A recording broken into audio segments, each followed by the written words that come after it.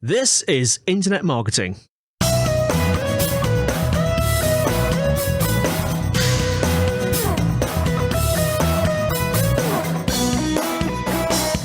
Hello and welcome to the Internet Marketing Podcast. My name is Kelvin Newman, founder of brightonSEO. What have we got in today's episode? Well, as always, I'm joined by two really interesting guests who are experts in their field. We're going to be talking about how to have more paid media success. So if you're already doing pay-per-click advertising, paid social, display advertising, I think there's a lot you're going to take away. But particularly if you're not doing it already, I think this will inspire you to take that next step. So two great guests, Kevin Lee and Julia Vyse. Buckle up, great episode ahead.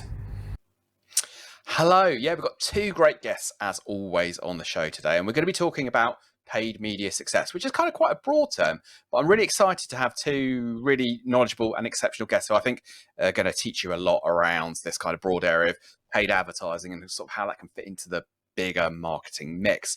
So yeah, as always, I always like to get my guests to introduce themselves and tell us a little bit about them, how they came to work in the space, and some of the things that they find interesting around it. So Julia, is it all right to come to you first? What's the Julia story to kind of introduce you to any of our listeners who may well not already be familiar with you?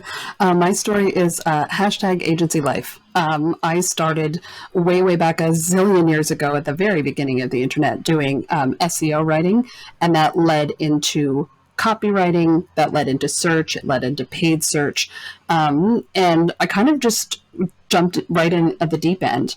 At the time that I started my career, not to date myself, but there really wasn't a great way to learn how to do performance media. So you kind of had to just try it and just start doing things.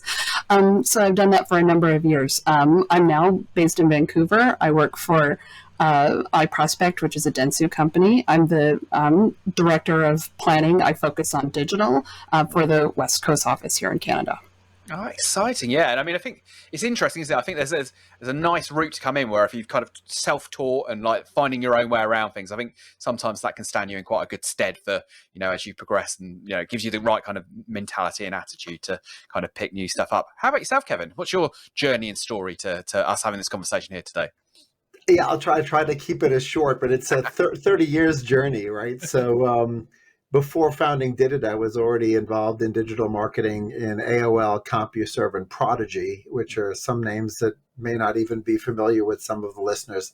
But did it as an SEO technology company in 1996, and we had like a running joke between myself and Frederick Marchini, who was the founder of iProspect before he sold it, about the fact that he incorporated his company 2 months before Did It. And so he was the original SEO company, right? So by 2 months. We layered services on pretty quickly. Then we got into building the first bid alert and bid management system for GoTo.com, or one of the first. They were sort of tied within, again, a month or two of each other. A bunch of platforms came out in that category. And, that was a pretty good business by itself for a while, which was bid management, until Marin Software went out and raised $101 million in venture capital money with the objective to go public, which they did as an unprofitable company. And they've never had a profitable quarter, to my knowledge. So Did It pivoted, made 11 acquisitions, became a full service marketing agency, including even doing digital enhanced direct mail. So we still have search at the core. About 55% of our revenue is off of either paid search, paid social, organic social, and SEO services.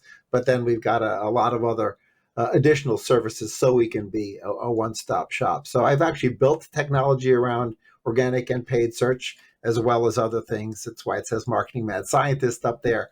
The reason I have a brand, Truth Nutrition, up behind me is because I got exasperated a year and a half ago about not being able to run the experiments that I wanted to, because clients kept asking, where's the case study? And I didn't always have one. So one particular instance got me so exasperated, I said, I need my own brand. So I bought a nutraceutical brand, Truth Nutrition, and I can run any experiment I want and not fire myself, right, if it comes out badly. So that's the ultimate flexibility. That's a good approach to have, actually. I'm surprised not more kind of organizations and agencies do that, because it's like, actually, this kind of experimentation, I think, is, and Julia was saying this kind of earlier on, that kind of learning as you're doing and trying thing is kind of, I think, a key sort of part to the potential success on that side of things. Is that kind of like sometimes a challenge for you in terms of, particularly kind of, with the organizations that you're working with? Often they're quite large organizations, there's complexity, there's processes to go through there. Is that a challenge to sometimes kind of navigate, do you find? I mean, every one of my clients from the enterprise on down has a different tolerance for risk and what percentage of the budget they want to allocate to experimentation. And since we're talking primarily paid media at this point, obviously you always need to be experimenting with some portion of your paid media budget. But then there's some things that like bridge between paid and organic, like influencer marketing. It looks organic, but it's sometimes paid. And so you do need to really flesh out with the client and have an understanding about what the KPIs are, what the risk tolerances are, how long they want to give something as a test when they're experimenting. And, different things work for different types of businesses. I mean, we just recently closed the client that made us slightly more B2B than B2C, right? Just because of that new business. But we used to be pretty much even across B2B and B2C. And the best practices are slightly different depending on what the KPIs are that we're optimizing around. So yeah, it is a bit difficult to navigate that and get buy-in throughout the organization as to what KPIs would you like to optimize around. B2B is in particular challenging because some of the early KPIs are leading indicators to revenue, but are not necessarily revenue, right? Whereas e-commerce, it's a little easier, although LTV factors in as to whether or not you include that. B2B has its own unique challenges insofar as, like, none of the platforms really want you to experiment aside from, can you increase your budget, please? These days, it's all very much like, oh, we're just going to shape your traffic. You shouldn't test on your traffic. And when we're thinking about B2B and a lot of the public sector types of clients that I work with, enterprise level, but very risk averse, the reach is actually relatively low. So even if you get to a position where you actually can run a proper test, which these days is harder and harder, you actually need to run it for a double, sometimes triple the amount of time to get statistically significant data to actually come to a conclusion, right? Like it's very, very hard to do, even when you get everyone on board. Mm-hmm. Yeah, and I suppose that kind of question of statistical significance is a really interesting one, because obviously, paid media and paid search and the kind of self-serve history it's come from is like, it makes it very clear that the numbers are there, but I don't necessarily always that kind of measurement rigor is there, right? It's very easy sometimes to jump to conclusions on things. Kevin, is that one that you've had much kind of a challenge dealing with, that kind of well, it looks like it's better or worse or the right thing to do, but actually sometimes it's not necessarily quite how it materializes in the fullness of time? Yeah, absolutely. And the data haves and the data have-nots, as well as the amount of time it takes to reach statistical significance, is quite different across clients and within each platform, and sometimes even within tests within a platform, right? An enterprise level marketer, if they really want the answer to the question quickly, they can designate a bigger chunk of the budget to the test case, right? And they can have a statistically valid sample sometimes in 24 hours. A mid-sized marketer, just allocating the same percentage, it would take a week. And a small marketer almost never reaches statistical significance for something niche like geography, right? Do people in Los Angeles, are they worth more from an LTV perspective than people in New York City? Well, that's going to take a long time if you're a small marketer. Enterprise level marketer may be able to answer that question fairly quickly, even though you're only looking at New York customers and LA customers, right? So this idea of the segments within your customers and the level to which you get a statistically valid sample within the segment really is a layer that I don't think many marketers think about, right? Because almost every business has a power rule, an 80-20 rule, or power curve within their customer set. So data significance or statistically valid significance in a test has nuances to it.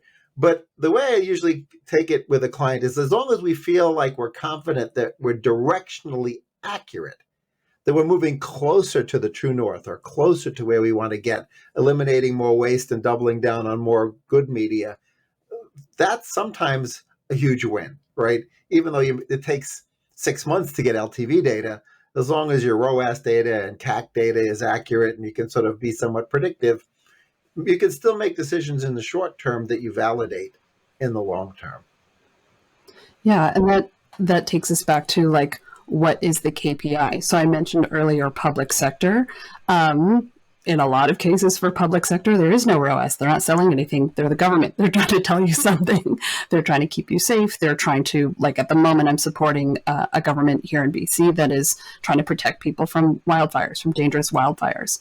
So all of a sudden, segmentation becomes extremely important. We have to tell everybody about this huge safety issue. We have to reach everybody, and we have to reach them meaningfully. It can't just be like a flash on a screen. And the smaller, more rural communities that are harder to reach, and that is tied directly to broadband service, all of a sudden, that becomes the most important audience for you to reach. But the 80-20 puts you in a major city. So thinking about how you approach these metrics, like e-com and some of these platforms go hand in hand. I think it's because the platforms have been shaping themselves around e-com for a number of years now. But unfortunately, that leads to a lot of sort of new and interesting considerations for anyone not in the e-com space. That's fascinating, isn't it? Because also, I suppose there's degrees of, functionality in the system, and particularly some of the more AI, like let it go type, functionality that they've got are very much triggered around that idea of a conversion, right? And if that's not, that must be tricky in terms of, like, I suppose PMAX types. How are you dealing with that, Julia? That sounds very hard. This is why they pay me the big bucks. Well, they're big bucks. No, this is why e-com is its own beast, and anything outside of e-com where you don't have a conversion or you have very few conversions, so B2B or lead gen could be in this family as well, you have to literally decide on another KPI. Sometimes it's going to be traffic, and did people actually get to a website, and we can look at dwell time, we can look at engagement.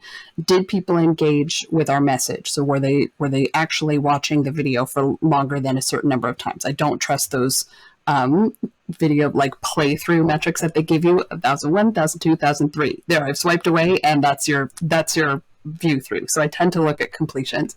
But it's important. You have to marry up all of your commenting, all of your sharing, all of your, did you send this post to your family group chat in WhatsApp? Did you actually get the conversation going about safety in some of these areas? And that is much, much more difficult to measure than what is your, ROAS percentage growth right now compared to 6 months ago. It's just a completely different conversation. Yeah, I would agree that sometimes for these sort of awareness campaigns, you can still come up with internal site metrics that are leading indicators, like they moved 3 layers deep, right? Or dwell time, right? These are sort of top, what we might call in direct response, top funnel metrics, but they become essentially lower funnel metrics for awareness campaigns, right? Because you're saying, oh, the person was engaged, or they clicked on a social media link, or they did some kind of positive behavior that we can optimize around. But I think it's also important to think about how the different platforms give us different levels of control about reach, about frequency, and about impression capping, right? And so you don't want to be in a situation where, for example, you don't set an impression cap and you've got some kind of fixed budget to work with, because in Julia's example of a public awareness campaign about safety, what will happen is the heavy user will suck up like 100 impressions, and then the light user there might not be any budget left for the light user by the time the light user gets around to logging into Meta or Instagram or TikTok or whatever you're using, right? So you need to make sure that the platforms give you the control to set things like frequency capping, or some of them have taken away these controls because they'll let our AI take care of it. Don't worry, we'll handle everything. Well, the black box may not be optimizing around the KPIs you want it to. So you have to see. And we have to make guesses about what these things are doing now. Like, it used to be like, oh, you measure how many followers you have on your page, you multiply that by how much budget is behind, and you can get a sense of what to expect in terms of impressions and planned clicks. Search is even easier because you can look at what people are searching for ahead of time, and you're hoping that people start searching for something in addition. These days it's very different. But fun fact, or what fun way of thinking about it for me, all of these social platforms, and I won't single out any particular ones that are favorites or unfavorites of mine, but they will all talk to you about exactly the types of metrics that I'm measuring: engagement, dwell time, conversation. Are people on the platform? Are they staying on the platform? It's because they want you to stay on the platform. That's how they've designed all of their experience. These are exactly the same things that I use to determine whether or not people have actually received the message and then can act on the message. And it just feels, after I think 20 years of Google promising us to just like measure revenue against all the way back to a click and sort of see everything, it's just a completely different way of thinking about it. And do you think this is the direction that we've seen here? Do you think it's like, okay, that's the way it's going now? There'll be ever less clarity. There'll be more and more black box. Or do you think we might kind of go, there'll be an overcorrection, or like in kind of there'll be a bit of reversement? Do you feel it's like, no, that ship sailed now? There could be an overcorrection in another 20 years, but it's too lucrative. Like, Google changed the entire advertising spectrum by creating an auction and that they owned. And so all of a sudden, oh my God, I don't have to make a deal with some broadcasters or some like print partners. I can actually just bid on things and have this incredible amount of transparency, claimed transparency, if we're reading all the news. And then about 10 to 20 years after that, Facebook shows up, now Meta, and created something incredibly similar, but much simpler, much simpler UI, a lot more image, a lot more video, a lot more make this feel like a post. And it's just too lucrative. I don't see any reason for another company to say, oh, we're going to allow you to bid less and pay us less money for this particular audience, when we could just say, your audience will be batched together with this other audience, pay us this much. Like, what's their incentive? Yeah, I think it's important to understand how each of the algorithms works, right? Anybody who owns eyeballs or ears, in the case of podcasts, right, and wants to maximize the value, they're going to optimize around yield, right? Because they've only got X number of thousands or millions of impressions. And so all the decisions that they make are about yield. On the advertiser side or the marketer side, right, we're not interested in their yield. We're interested in cherry picking out the eyeballs and ears and clicks that we want, right? And in order to make the most intelligent decisions about which eyeballs and clicks and ears we want, we need a really strong back end. And this is, I think, where most marketers fail, right? Is they consider all traffic equal or all conversions equal, when there's nuance, right? And that nuance is at every level and in every layer, right? It's at the conversion level, and in e-commerce, it's, AOV and LTV, and in B2B, it's the quality of the lead and the value of the lead. Like, if you don't factor all those in and then go out and cherry pick out those correct impressions and correct clicks, you have huge waste in your campaign. Does Google and Meta care if you have huge waste in your campaign? No. As a matter of fact, they're more than happy for you to have huge waste in your campaign, right? Because they get to have more of your dollars. So there's an inherent tension there between their objectives and your objectives, and it's where those Venn diagrams overlap, where like everybody can be delighted. But you need to have a great back end and a great team on the buy side at the agency level and at the client side to be able to cherry pick out the best media.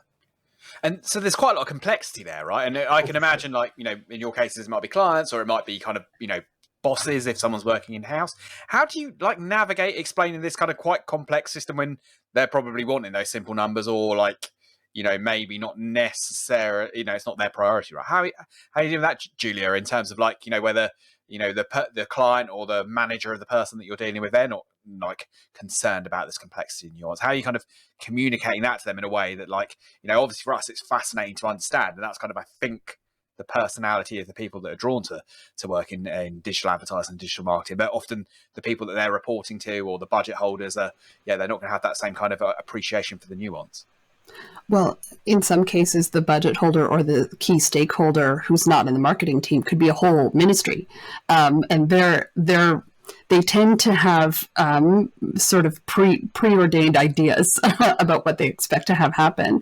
So there's a certain amount of tact and diplomacy in sharing some of this, I think. But across the board, any of the clients that I work with, we have to start by listening.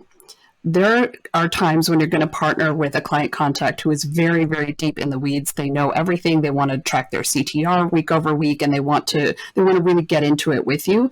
And you may need to partner with them on a little bit of sort of how do we make all of these platforms work together? How do we be realistic? There are certain experiments that you can just no longer do that you used to be able to do a couple of years ago. So those are people who you can tend to have a conversation with and then work together with to create presentations and documents for, higher up the chain. There are other situations where things are moving too fast. There's too much going on. There's a lot that has to get done on a regular basis. They just need the key metric. They just need to be able to tell the other person, this is what's happening and it's good or bad. Understanding what your client needs, your direct client contact, is the most important thing. And you'll notice I did not mention a KPI in there once. It's because there is no magic KPI. There's sometimes some magical thinking about doesn't Facebook just do that? But you have to understand who you're talking to and then who they are going to talk to subsequently. And that's where you build your communications. Yeah, what I would add is there's an art and a science that intersect here, right? Because of the fact that the in-platform data, which you absolutely need from some of these walled gardens, right? The in-platform data will never reconcile against the out-of-platform data. Google Analytics, although you might argue that that's actually Google's in-platform data set or one of them. But the idea is, you do the best to come up with a single source of truth, a North Star from an analytics perspective and from a data perspective. But the art comes in when you're saying, well, here's what Meta says about these media dollars and what came out. And, because they have pixels and trackers and, including on your thank you pages and maybe on your individual pages to look at engagement, right? And so they have a certain data set. Then you've got your sort of True North data set, which may or may not be Google because you may be so upset at them about the universal analytics to GA4 that you've added on another analytics platform in tandem, right? So you have to decide sort of, what's my art science mix here, right? Because it's not always obvious because none of them are census level data, right? So it's all some level of sample data, especially when you go up into the media when, Meta can't even see what's going on an iOS device. And with cookie deprecation, which got kicked down the road, third-party cookies in Chrome, but there haven't been third-party cookies in Safari for a long time, right? I mean, maybe ever. I don't know when they eliminated them in Firefox also, right? So you have these sort of leaky data buckets that you have to deal with, but you still want to be able to make the right decisions and make the right recommendations for clients, because clients assume if it's in a spreadsheet, it's census level data and it's true. Well, yes, that's not necessarily the case. And that's when I talk about magical thinking, I think that's very much the hope, and that's based on, several decades of PR from all of these platforms. I don't blame anyone for being surprised that there are things Google can't see, or things that Meta can't see, or things that TikTok cannot provide, because they probably do have a lot of this data, but they won't share it. And we're getting more and more into a world where they can't share it. And ultimately, that's a good thing. That's to the benefit of our privacy. So we have to kind of break some habits, but we also have to break through some PR where there's this just turn it on and let us do it for you mentality. And that's what I mean by magical thinking. There's also a little bit of thinking about first party data. So let's think about a huge organization that is now going to use marketing platform or some other media buying platform. And their expectation is, but all these problems are solved because I have this piece of software. Not entirely true. Not every piece of media can actually go through those types of buying platforms. And unless your first party data is solid, and by solid I mean you have total confidence in it. I'm not a data scientist, so I can't tell you the quality of your data. But if you are confident in it and you want to run it back through your media platforms, great. That's not necessarily the 100% solution to everything that sometimes these platforms sell themselves as. No, that's fascinating, isn't it? And I think it's that kind of feeling comfortable with the uncertainty is perhaps an underrated skill in this, isn't it? It's and you talk about the kind of philosophy and historical nature of why, we would think, well, why doesn't this agree? And that makes a lot of sense. So really fascinating one. I could talk for hours on this, and it is one that I think is really fascinating. I think definitely a subject we probably come back to, but very aware that kind of, we've said we do about 20 minutes here. So yeah, I think we're in a good place, and I hope people have taken a lot away from that. But what I always like to do when I'm kind of wrapping up these episodes is ask our guests if there's a particular resource, maybe a report or a book or a video or some kind of thing that you might like to go and check out if you've enjoyed speaking to them. Is it all right to come to you first, Julie? I know we were mentioning this one beforehand. You had a kind of like a piece of, of a resource you'd recommend to people. Sure. As I mentioned, iPro is now part of Dentsu. We undertook a huge study talking about attention. So rather than just eyeballs, and even rather than just reach, how do we meaningfully communicate with people? And people might be your customers, but it may be any interested party that you need to reach, such as people fleeing a wildfire, for example. So I would definitely check that out. It's absolutely worth a download. It's worth a read. And it will give you a little bit more of a sense of why people like me are emphasizing omni and making sure that you're working in a holistic environment rather than just counting on one particular platform to solve problems. Fantastic. And Kevin, any particular kind of things that you recommend people check out? Well, because I happen to also own the e-marketing association, and I'm always getting these reports from other folks, I often invite those folks on to do podcasts with me. And that way I sort of curate what I think the hot topics are in the industry. So I would just say, if you visit the e-marketing association website, we are constantly posting the video podcasts there. We also have them up on Spotify and iTunes as well in audio form. But hopefully I'm doing a relatively good job curating the important stuff, and I welcome people onto the podcast whenever I think they have value to add. So I would just, Well, I was going to say, if ever there's an audience to listen to a podcast, it's on a podcast, isn't it? So I think you're preaching to the choir on that one. So I think, definitely go check that one out there as well. And Kevin, if people want to keep up with you personally in terms of, is there a social network or a website? Is that the same, or would you kind of go follow you on LinkedIn or Twitter? What's the best place? Yeah, LinkedIn is usually my primary platform. I neglect the others, to be honest, often, but I find my highest level of engagement is on LinkedIn. So happy to connect there if folks want to reach me. Cool. So we'll drop the link into Kevin. It's Kevin Lee there, but we'll drop the link in as well. And Julia, how about yourself? What's is it LinkedIn as well, or somewhere else for you? It's definitely LinkedIn. So Julia Vyse, that's V like Victor, YSE. And if you notice that I spell it, it's because I've had to explain that a lot. So if you want to catch me on Twitter, I will not call it X. I will die on this hill. It's at Julia Vyse, but you're looking for it rhymes with eyes. That's how you pronounce it. Fantastic. Well, great. I mean, I really appreciate that. Thanks so much for joining us and talking that through as well. And both Kevin and Julia are going to be joining us in Brighton SEO San Diego, HeroConf, which is part of Brighton SEO in San Diego, in a few months' time. So very excited to have them there as well. So thanks so much, and thanks for listening, and we will see you again on a future episode. Thanks, everybody. Thanks so much for joining us for today's episode of the Internet Marketing Podcast, produced by the team behind Brighton SEO, the world's largest specialist digital marketing conference covering SEO, PPC, paid social, web analytics, and content marketing. If you want to find out more about us and the show, you can check out the website, internetmarketingpodcast.org. And if you've not already subscribed to the show, you should hit that subscribe button. And can I ask a favour, if you are subscribed and you're enjoying the show, can you leave us a review wherever you're watching or listening to the show? And if you want to get in touch, become a guest on the show, or just generally feedback about what we're doing, you can always email me. That's kelvin@brightonSEO.com. So KELVIN@brightonSEO.com. Or, of course, you can contact me on social media. So LinkedIn or Twitter, my usernames are Kelvin Newman. See you soon.